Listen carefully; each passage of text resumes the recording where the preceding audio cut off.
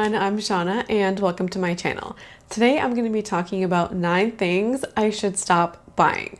And this is a spin on the more traditional X amount of things I no longer buy. I'm using the word should in this version because there are some things I just get sucked into buying. A lot of this stuff is more about what the product represents than the actual product itself. I got sucked into trends or more about my own thinking, my own ideology, and again, what the product represents, opposed to thinking about how this product could be used in my life, would I use it, is it functional, and those kinds of considerations. I hope that this video is both a reminder and an inspiration to myself and to you to think critically about your makeup, your purchasing decisions, and buying stuff that you really intend to use and that you're gonna like, hopefully. I also have some examples here to show you in my collection. So category number 1 are light coverage foundations. I have a couple examples of these already in my collection. The Pretty Fresh and the e.l.f. It's like their BB cream. This is anything tinted, anything that's like a light coverage, a BB cream, a CC cream. This kind of stuff I got sucked into not just because it's kind of what's popular right now, but I really love the look. And I can think of very specific images in my head, very specific kinds of looks, kind of like the Glossier type look. And the thing is most of these products are not made for oily skin, but there are some out there. Both of these that I currently have are not really made for my skin type. The bigger thing that gets me for these products is that I really feel as though there's morality kind of put into makeup. There's more of a, I don't want to say like a stigma, but there's more kind of rhetoric out there that like against people who wear heavier makeup. There are moral implications to that. Not just the way that I've heard talked about, I'm gonna put these down, on YouTube. Things like, oh, heavier foundations are cakier, heavier foundations like give you cake face. It's like wearing a mask. And so there's, I feel like, moral implications of that. Telling somebody who wears heavier foundation that their foundation is mask-like gives associations of trying to cover up, trying to conceal, or trying to hide people, trying to like trick people into how somebody looks naturally. I think there's also connotations of people who wear more heavier coverage products are more insecure about their skin, are more insecure about the way that they look, are trying to hide the way they look and cover up their natural beauty. There's, I think, also associations about confidence and self-esteem associated with which kind of coverage of makeup that you prefer. Here's the reality for me. I don't really have great skin. That's the truth of it. There are certain ways I can pull off a light coverage look or a no makeup look. And this is not going to be the thing that does it for me, because when I wear this, it just does absolutely no favors for my skin. It like honestly looks unnatural, just the way that it goes over my particular skin texture type, like discoloration, those kinds of things. It just doesn't look good. And I would rather wear no makeup than this. And if I'm gonna do a 5-minute look, it's not gonna be with this, or a no makeup look. It's not gonna be with this. I've talked about this a couple of times and I feel like I should bring that look onto my channel so you know what I'm talking about. But I bought this kind of stuff because of that morality I was talking about. And I think that there's a particular veneration of beauty right now and a veneration of this naturalness. And as I've said, it's association with things like confidence. It's just this aesthetic, I think, that's also really in, plus the morality that makes me what was kind of behind these purchases. And I don't reflect my skin type, my preferences, or any of that. And I got sucked into that, what's behind or what this means, opposed to actually thinking about if this tinted moisturizer is for me. The reality is that it's not, and I've tried to force myself to make it work, but it doesn't. It's not for me. So here's me accepting these products are not for me. Guess what? That's fine. Product number 2 are things that don't set. This works again. Also the Glossier Stretch Concealer. These are just a couple of examples. There's probably others that you could think about in your own collection. The Glossier concealer, I am kind of making work. Like there's a place for it, and I can use this to use it for my 5-minute looks. I much prefer the NARS concealer for that purpose. And I also like the idea of a concealer. This just isn't quite the right one for me. I hope that makes sense because I have an oily skin type. And this concealer was made because I got sucked into that Glossier aesthetic, and I didn't really consider, is this for my skin type? Is it going to work? Again, I can use this for my 5-minute face, but it's not the ideal type. So I'm going to use it to use it up, but that's just going to be it for this concealer. I need more staying power for my makeup. I need things to set. There is never a time where I will not set my makeup. Never. At the moment, never. So it does not make sense to buy a concealer, a foundation, anything that one is more dewy, and it's just, I need the thing to set. So I'm gonna have to set it and put tons and tons of powder on top to set the thing. And that was never really its intention, and sometimes it doesn't really look that good. Goodbye to the dewy, goodbye to the things that don't set. Number 3 is stick products. I have this ColourPop foundation. I also have this Milk Makeup bronzing stick. There are many other things that I have decluttered, like stick highlighters. I had the Glossier highlighter. I had the ColourPop stick highlighter. Guess what? I don't use stick products. The reason, I mean, this is okay and I'm using it up. It's not my preference, and I'm kind of glad that I have it now, but I wouldn't repurchase this. And I've gone back and forth with my feelings on the Milk Makeup bronzing stick, but as a whole, stick products are not made for me. One, because they're generally part of that natural light makeup look. That's generally not my jam. It's not what I go for. And I bought some of these things like the Glossier Halo Scope because it was part of that natural aesthetic. I got sucked into the way that they looked, and everything that I guess I said for number 1 and its moral associations goes for why I bought some of those stick products, because they're part of that aesthetic. I hope that makes sense. So stick products, they tend to be creamier, they tend to be light coverage, and they also tend to be things that you generally don't set.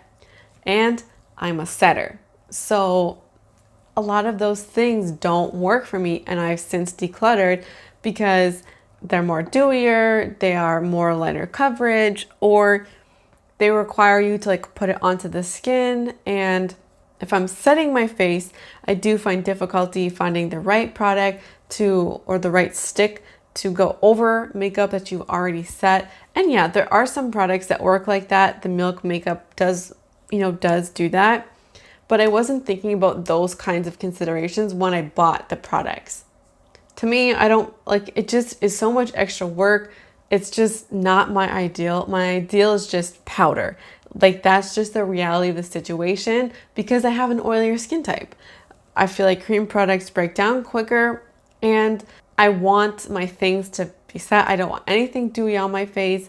And so I generally will go in and set a lot of these things too if they don't set down naturally themselves. So it's just not for me. I don't think I'm ever going to be a natural kind of makeup person. I don't think I'm ever going to be a creamy kind of product person. And accepting that about myself now is just going to save me so much money and like heartache in the long run about, longing for these kinds of products, longing to have that kind of look. And I think that part of me really wants that look. Otherwise, I wouldn't have bought these products. I really want that aesthetic for myself. So next up are glowy blushes. This is the thing that made me realize that. It is the Blush Crush Baked Blush in 125 Living Doll. It's from Hard Candy. This was a staple blush for me in high school. This is, I think, the third one. I panned 2 of these in high school. It was the only blush that I wore. It's not my jam anymore. I don't like a glowy blush, period. And so there have been some other kinds of things that I've bought over the years, and they've been since decluttered because it's not my preference, and I'm just kind of hanging on to old habits, I guess, and it's just a waste of money. So I will not get sucked in to the glowy blushes anymore. Let's talk about the liner. Now, I got some lip liners here and I got some eyeliners here. This is the first lip liner I've ever really used. It's in the Project Pan, and if I finish it, it's just gonna be one this year. I do have trouble remembering to use it because I've never been a lip liner person. And I bought these lip liners because I felt like as an adult woman, I need lip liners. That's what you're supposed to do. Some of the most beautiful people that I see in the internet have lip liners. They wear them, they swear by them. I don't need them, man. I don't really wear lip liner. I think like having one is fine, but guess what? I have one. I have 5 more, you know? So I don't need to buy anything because I have tons that I already have that I don't need more of. The same goes for eyeliner. I have 1 liquid and I have 1 pencil. Guess what? These 2 things are gonna be around until they don't work anymore. I'm gonna have this until it dries out. I'm gonna have this until it dries out or I finish it. I sometimes think I should be wearing more eyeliner, but it's just not my preference. So why am I gonna buy it? It's not serving me and it's just waste of money. Okay, next up are face masks. Face masks, they stress me out, man. I have such a big collection already. I just did my skincare inventory. I can link that video somewhere. I've reduced my face masks quite a bit since March, since I did the first count of that. But the thing is that I still have a lot left. And some of the stuff I have, I don't really love, like that Eve Lom mask. It's just okay.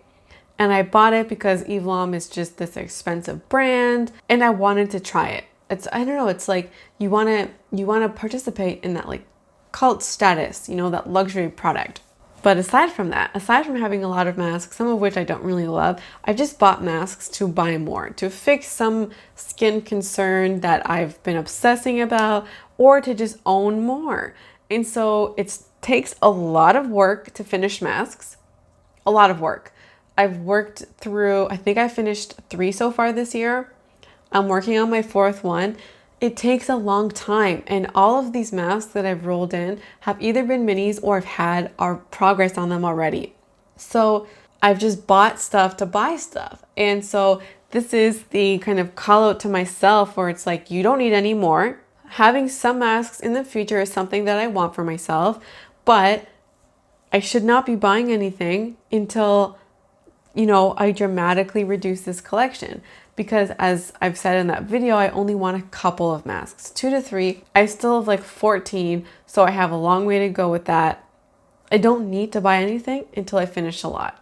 The same thing applies to nude lipsticks.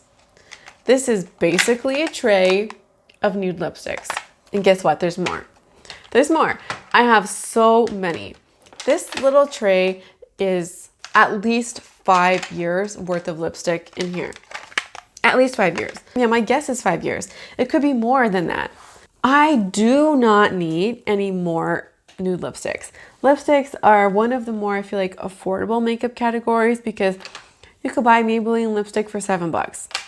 Or you could even buy full-size MAC lipstick for like, what, $20, something like that.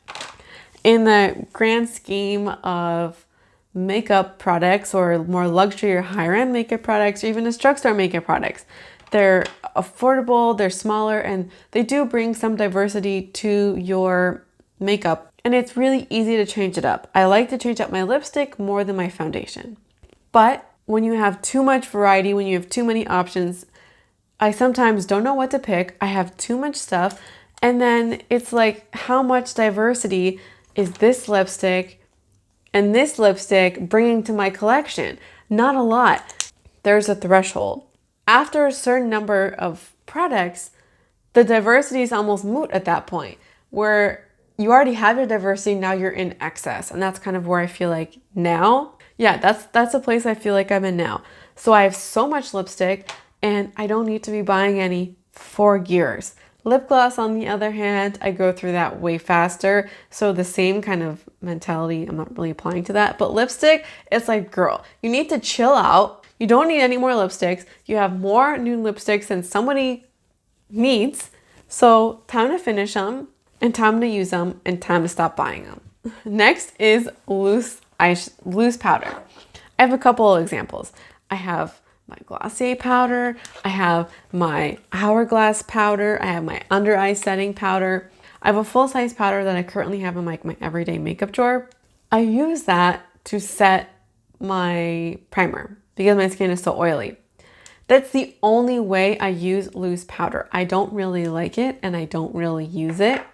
It's just not my preferred type. I bought some of this stuff just because of the hype, because I heard it's so good. Like this Glossier powder, the Hourglass powder. I bought this stuff because people rave about it. I wasn't thinking about my preferences. I wasn't thinking about its use value in my collection. I bought it because of the hype. Mental note to Shauna, you like pressed powder. Stop buying this stuff because it's a waste of money. The last thing I want to talk about are colorful eyeshadow palettes. I have a couple here. And if I talk about eyeshadow palettes at all, I'm generally probably talking about this one. This is the Strawberry Shake palette. I also have the orange one. Very bright, very nice. I used to think that if you wore makeup and you were talented in makeup, you were a beauty lover, then you had to have the colorful eyeshadow palette, because people who like nude palettes, like the Going Coconuts palette, they're boring. They don't really know how to do makeup. They're not adventurous and they're just boring. So I felt like I had to have the really nice colorful eyeshadow palette because of my associations with the color and with adventure, with excitement, with talent and skill. And I didn't think really about my own preferences, and I was trying to force myself into this category, into this specific place, because I want to be good at makeup. I love makeup, so I have to have the rainbow palettes. I have to have the bright palettes or the colorful palettes.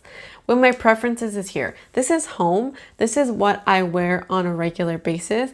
And I do like some color, but that preference and the kinds of colors I'm willing to try and that are on the cusp of like acceptable kind of color variation or colorfulness, it's not like that threshold isn't really that big.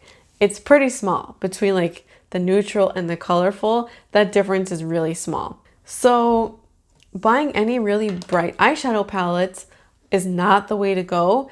I'm heavily thinking of decluttering this and the orange one, because the thing is I haven't used these stuff since last summer. And I've tried to put this in front of me and I'm like, okay, Shauna, come on. There are some colors in here that are kind of neutral. This guy right up here, I would wear that all over the shade, this all over the lid, this one and this one. These are nice. You know, these are more everyday wearable colors, but then it's like, what do you do with the other half of the palette that you don't like? It's a waste of money. I don't need to buy this stuff because I'm very well aware now that I was sucked into my own beliefs about color and of eyeshadow and talent. So those are my 9 kind of product categories. I would love to know what you think about these and what are yours, because they're probably stuff that I haven't thought about or things that apply to you, like you don't like mattifying products, that's not your wheelhouse, you need to stop buying them. I would love to hear what your examples are in the comments down below. So that's gonna wrap up this video. Thank you so much for watching and I hope to see you again around here soon. Bye.